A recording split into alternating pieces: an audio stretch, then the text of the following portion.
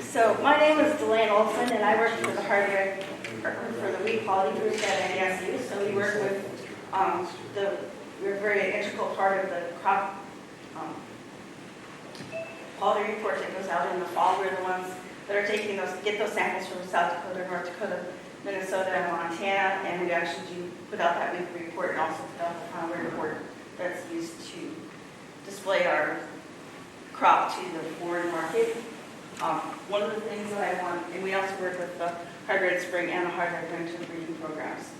So for one thing that I want to talk about is that the breeders, the millers, the bakers, and our overseas customers have kind of all got together, and we've kind of set up kind of a target parameters that we want to see for quality for hard red spring wheat. So one of them is test weight of 60 pounds, protein at 14.5. And then the other big thing for our bakers is the phrenograph. And so they want to see an absorption of 64 and stability somewhere between 15 and 17 minutes. What that means and how we get those numbers is so we are mixing a dough, so we're adding flour and then water. So to figure out the absorption is defined is the amount of water it takes to get the peak of our curve at the 500 BU line, and that's defined as our absorption. And then we also talk about stability. So stability is our arrival time. So it's the time that we first cross our 500 line until we depart that. That gives us that time in between as our stability. So here I have some examples. And we could see in one crop here of drill strips, we can see samples that would range anywhere from 5 minutes to over an hour. We can see that kind of variance in our drill strips. So what our target is we want something in around that 20 minutes. And where that becomes important, I have an example of that today. So I have some dough here that's actually frozen dough. So we're going to pretend we want to make pizza. So I have one that's about a 10-minute stability. You can see when I go to pull this, I don't get very far and it breaks. So you're going to have a really hard time getting that out into your pizza pan. This one here is one that has about a 20-minute stability. That's going to work out really nice and hang on to. So anytime it just comes through that freeze-thaw process much better, the gluten is much stronger and it will tolerate that kind of impact. We have to remember that most of our hard red spring wheat that's used domestically here in the United States is used either for frozen or refrigerated dough products, or it's used as whole wheat. So that's how it's Which used. factor was that? The freedom breath that we described? Yeah, that's talking about the stability, because that gives us an idea of the gluten strength. So the longer that stability, the more gluten strength there is. That just kind of gives you an idea. I have a kind of an example here, so I have some numbers here. So this graph here represents what the protein is. So almost all of the lines that we were testing here made our cut for protein. They hit our quality, so these lines are our quality targets. So almost everyone hits our quality target. When we start seeing absorption, then we start seeing some that do and some that don't make that quality target. And then when we get to stability, that's where we get the most variance. So there's a lot of them that don't. And my data here is average of 3 years. So we take out some of those environmental factors that come in from year to year. And then this one here just shows what that low volume is. And that none of them really make that quality target, but some of them are closer than others. So it does make a difference. A little bit like some of these here, the ones that are higher here with just a little bit of enzyme help and that kind of thing, you can easily get those to hit that quality target. That when we test stuff, we do not do any enzyme, add any alter or anything like that. So we're just testing what the wheat does, and we put them through a very rigorous process that we actually punch those doughs 2 times and then form bread. So it takes a pretty strong meat to be able to come through that much handling and that still make that big of work. That's a lot of work for those doughs to come through that. One thing that you can see is that I have like an all-purpose here, and then I have like a spring wheat. And you notice in the crown that it's noticeably, and you can also feel that this one's noticeably, that one's kind of crumbly and dry, and then those there are, and these samples have actually sat on the counter for a week. So on that scaling front, you can see what kind of advantage we have with the hybrid spring, just in the higher absorption makes a big difference in between them. So we'll talk about our foreign market. So what our foreign market is getting is they're getting flours that look like, they're producing breads that look like these very small ones. So this one has a protein between about 9.7%, and this one's about 11.7%. So that's what either they're able to buy cheaply, or that's what their local grain is like, but that doesn't make very good bread, obviously. So what they want to do is they're going to buy a little bit of our hard red spring wheat, blend that in so they get something that looks pretty good. And that's kind of the goal of where they are. Our domestic mills do the same thing, as it will buy a certain amount of spring wheat just to be able to incorporate it and get it meet their specs. So that's something that's very common. The other thing too is when we talk about water absorption.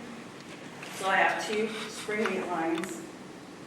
And again, you guys can kind of feel those. So one of them has about a 10% higher absorption than the other one. And the other one, so you can really feel that. I have what I call in my squeeze, my Charmin test today. So when you kind of feel these are some breads I did the same demonstration yesterday. We were sitting out and I baked these off last night. You see these all purpose are pretty hard. And even this one is fairly hard, but this one here with the higher absorption, you can see that it squeezes pretty good. It's pretty soft yet. So that makes a big difference. Why is that important to our baker? It's kind of like you're getting an increase in yield of 5 bushels per acre just from the same input. A 10% yield, a 10% increase in water absorption, that's 10% more product they're able to make as well. So for them, that's all profit. So the cheapest ingredient they can add is water. They want to sell as much water as they can. Yes.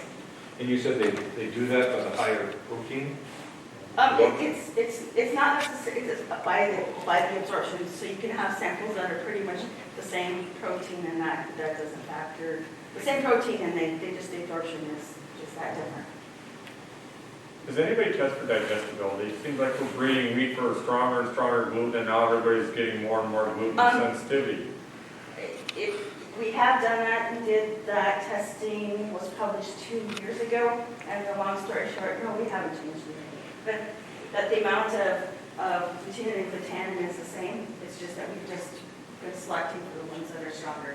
But the actual amounts of the actual variance in numbers for fiber, protein, and all of that, no, there's no change. And when we did that study, we had lines from That's what I was curious, the you know. late 1900s clear up to the modern day. Now you take a 1970 wheat like air and put it up against 2020 wheat. We did the whole gauntlet. We started from So one. the old wheat isn't any more digestible than ours is now? No, it's all the same, and we haven't really changed that any.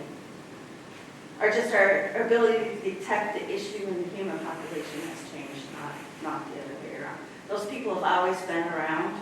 It's just that we just are better able to diagnose it and find it in this era. The other thing I want to talk a little bit about is falling number. So I have some whole wheats I baked here. So this one has a falling number of 600. This one has a falling number of about 300, and this one here is down at about 62. So what happens, kind of the sweet spot and where the baker is eventually going to come to is they want to be about that between 250 and 300, but they want to control that. So they want to add the amylase in the baking process. They don't want it already there and started. The other thing you have to factor into is 50% of the hard red spring wheat is being exported. So when you're going on to that export market, we're sending samples from here to, a lot of it is going to Asia, and it's anywhere from 5 to 9 weeks on a ship. So if we start at that 400 seconds or 500 seconds falling number, by the time we put it on that ship, we're sending it somewhere warm and tropical, so it's going to pick up moisture on the way, that when it gets there, it's still going to be, sound is going to be above that 300 seconds is still sound. If we start at 300, by the time it gets there, it probably isn't usable anymore.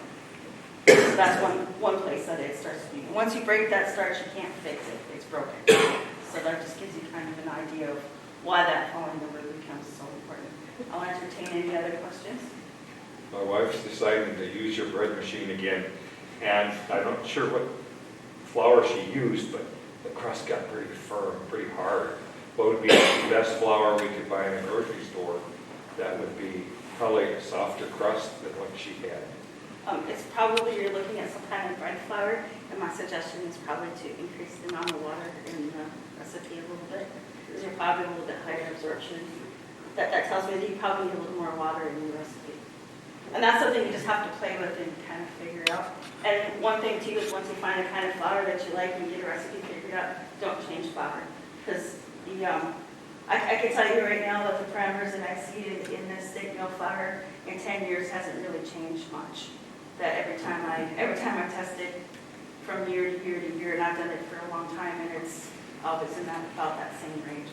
I can almost open a bag if I know that it's a certain variety. If I know what the brand name is, I can about tell you what the absorption is going to be right off the top. So it doesn't change much. Okay, thank you.